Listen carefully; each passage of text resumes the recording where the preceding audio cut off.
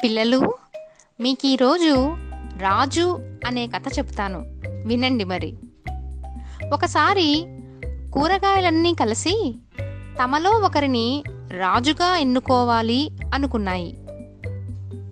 ముందుగా, నేను మీ అందరికంటే లావుగా ఉంటాను కాబట్టి నేనే రాజుని అంది గుమ్మడికాయ. నీవు లావుగా ఉంటే ఏంటి, నేను అందరికంటే పొడవుగా ఉంటాను, నేనే రాజుని అంది పొట్లకాయ. నన్ను చూడండి, నేనెంత అందంగా ఎర్రగా నిగనిగలాడుతా ఉన్నానో, నేనే రాజుని అంది టమాటకాయ. కూరగాయలు అలా నేను రాజునంటూ గొడవ పడతా ఉంటే ఒక మూలన కూర్చొనున్న వంకాయ లేచి వచ్చింది. ఆగండి, ముందు నా మాటకు సమాధానం చెప్పండి అంది. కూరగాయలన్నీ వంకాయ వైపు తిరిగి చూశాయి.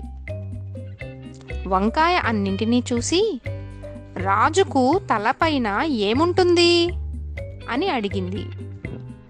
కిరీటం అన్నాయి కూరగాయలు.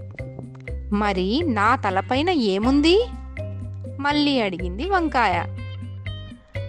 కూరగాయలన్నీ దానివైపు ఒకసారి పరిశీలించి చూసి కిరీటం అన్నాయి. ఇంకేముంది, నేనే రాజును అంది వంకాయ. విన్నారా పిల్లలు? కూరగాయలకు రాజెవరో అర్థమైందా?